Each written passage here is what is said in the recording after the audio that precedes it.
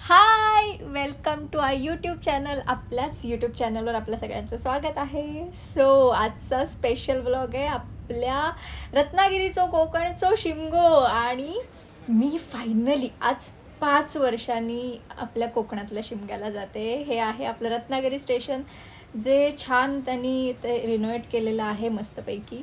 आणि फायनली मी रत्नागिरीत पोहोचले अशा प्रकारे आणि खूप खूप एक्सायटेड आहे. आता संध्याकाळची वेळ आहे, मस्त तयार झाले. 2 पालख्या येणार आहेत, तिथे मी चालले. सड्यामिऱ्यावरची पालखी आणि घाटीमिऱ्यावरची पालखी, अशा दोन्ही पालख्या आपल्या इथे येतात आपल्या भेटीला. म्हणजे देव आपल्या दारी येतो आपल्या भेटीला. हा असा कोकणचा आपला शिमगा आहे. आणि आता मस्तपैकी सगळे ढोल ताशाच्या ह्याच्यात मस्त ते वाजवतात आणि मजा करतात. आपली पहिली पालखी आलेली आहे आणि मस्तपैकी सगळे ज्यांना जसं जमेल तसं जिकडे जाऊन नमस्कार करतात. ते हुलपे देतात आणि नारळ ओटी वगैरे भरून. आणि अशी सगळी आता ही पहिली पालखी निघालेली आहे. आमचं सगळं आम्ही दर्शन घेतल्यानंतर आता ही दुसरी पालखी येण्याआधीची मिरवणूक आहे आणि दुसरी पालखी आलेली आहे. आणि याच्यासाठी सुद्धा प्रचंड गर्दी असते आपल्या कोकणात शिमग्याला. म्हणजे प्रचंड गर्दी असते. तर दुसरी पालखी सुद्धा येऊन आपल्या सगळ्यांची भेट घेऊन अशा प्रकारे. इथे माझी आजी आहे, मावशी आणि आजीला मस्त दर्शन मिळालेलं आहे. आजीसाठी छान त्यांनी पालखी थांबवली होती आणि आजी तिचं दर्शन येऊन निघाली. आणि येस, पालखी पण निघाली आपली. ही मावशीचं काहीतरी राहिलं वाटतं.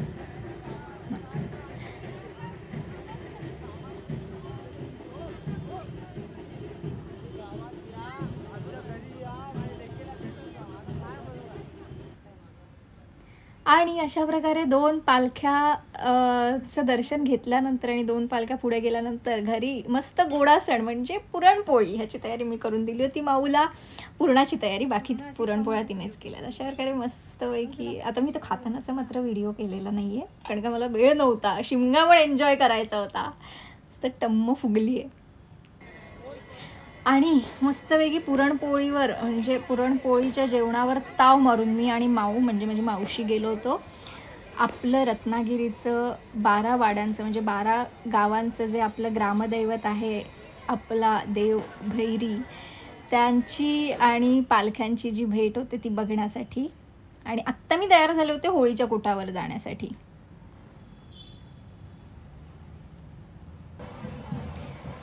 आत्ता मी जे तुम्हाला म्हटलं मी होळीच्या कुटावर जाण्यासाठी तयार होत होते ते इकडे. हा आहे होळीचा कूट, म्हणजे ही होळी उभारलेली आहे.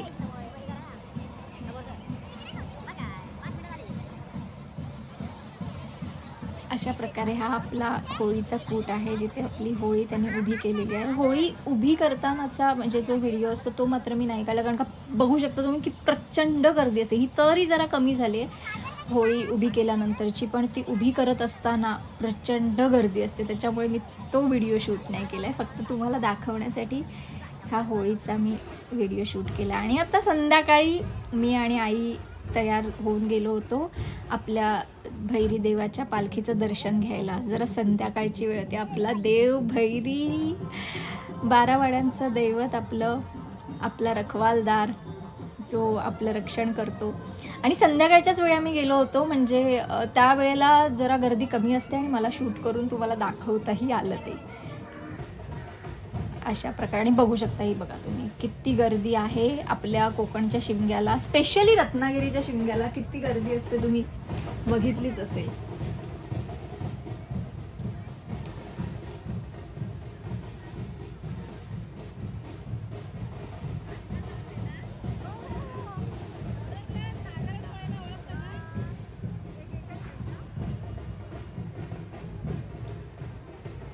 आणि आत्ता संध्याकाळी म्हणजे संध्याकाळी नाही, रात्री ही पालखी नाचवतात आपल्या भैरी देवाची, अशी मानाने मस्त मिरवत. आहा, तर ती बघायला ती कशी मी चुकवेन. एवढ्या 5 वर्षाने मी गेले आपल्या रत्नागिरीतल्या कोकणच्या शिमग्याला आणि पालखी नाचवणं मी जर बघितलं नाही म्हणजे मी मिस केलं सगळंच. अशी भैरीची पालखी, भैरी देवाची आपल्या पालखी नाचवत असतात, ते बघणं एक वेगळंच सुख. आणि आता 3 महिने कोकण कर. आपण खूप श्रीमंत, आपण अंबानीपेक्षा सुद्धा श्रीमंत. 1000 रुपये किलोची जी भाजी असते ती आपल्या ताटात असते 3 महिने. सो हे ताट तुम्हाला दाखवलंच पाहिजे. आणि दुसऱ्या दिवशी रंगपंचमी होती, त्याच्यामुळे मी खोटं वाटेल तुम्हाला पण आईला घेऊन हट्टाने तिच्याकडून ही शॉपिंग करून घेतली, खरेदी करून. म्हणजे रंगपंचमीची पिचकारी, रंग आणि फुगे, जे आपण ते रंगाचं पाणी भरतो, ती कळाली मम्मा तिकडून, तिला यायचं नव्हतं कॅमेऱ्यात. हे सगळं मी मम्माकडनं खरेदी करून घेतले हट्टाने. अजूनही मी माझ्या आईकडे हट्ट करते. आणि मग ते करून आम्ही परत निघालो होतो. त्या दिवशीची रात्री पालखी जी नाचवतात ते बघण्यासाठी.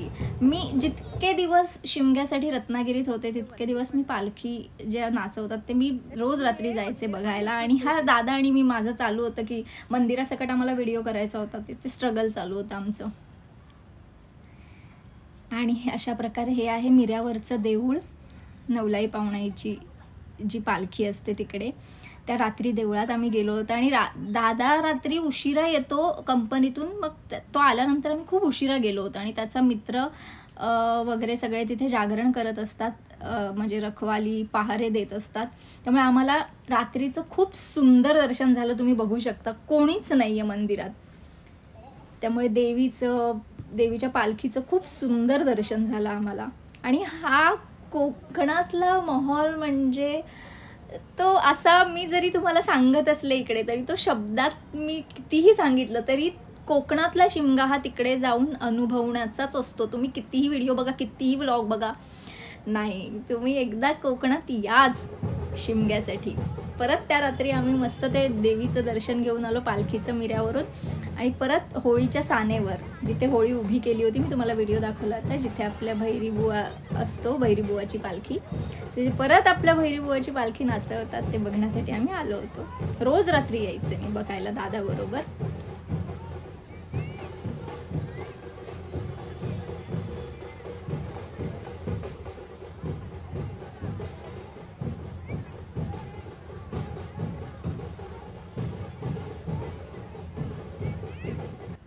आणि फायनली रंगपंचमीचा दिवस आला.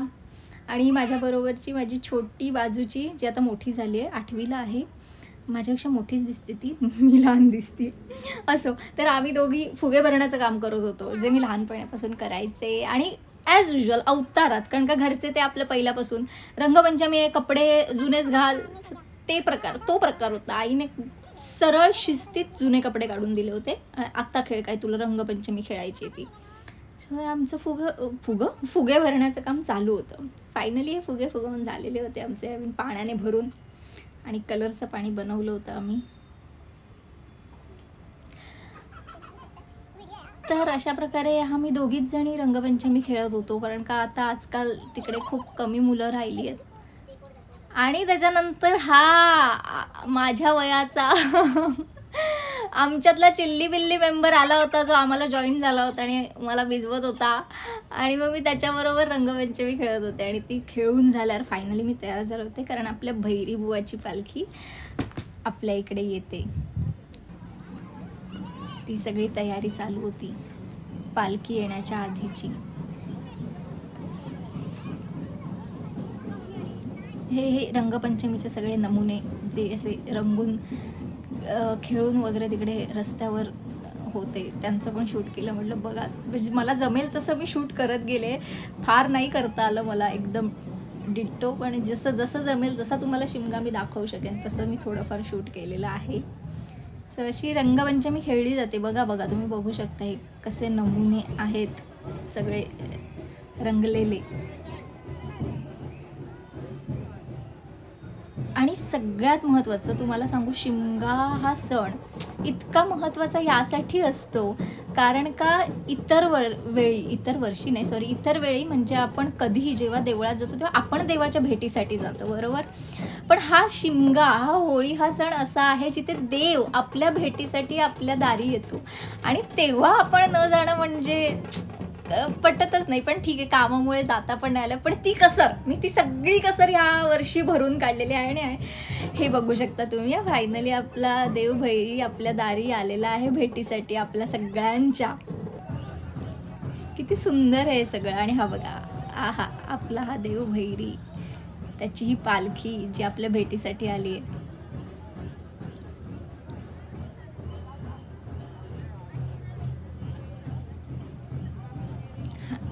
येस, आपला देव भैरी.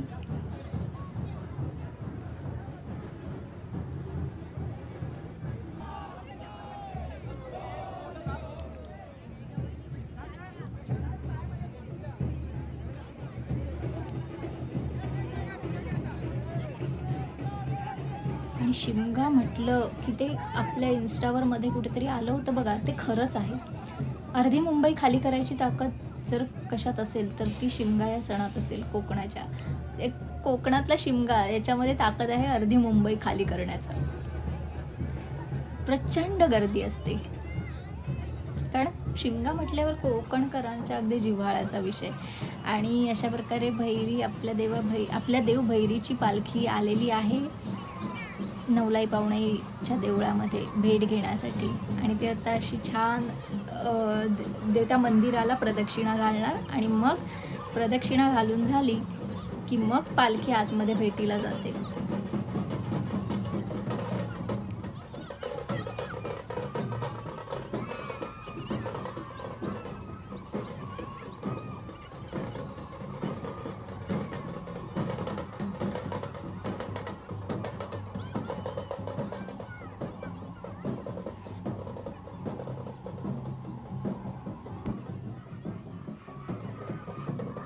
तर अशा प्रकारे भैरी देवाची आपल्या पालखी छान प्रदक्षिणा घालून ती बघा कशी छान नाचवली जाते आनंदाने.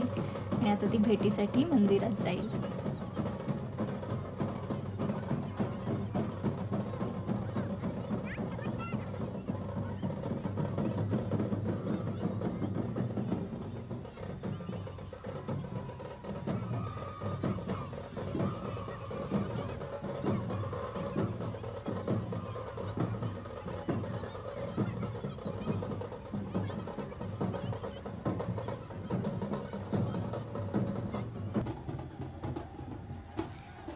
अशा प्रकारे आतमध्ये जाऊन भेट घेऊन हुलपे घेऊन आपल्या भैरीची पालखी मिरवत परत बाहेर आलेली आहे. आणि ती परत पुढे प्रत्येकाच्या घरी थांबण्यासाठी ती पुढे पुढे निघत जाईल आता.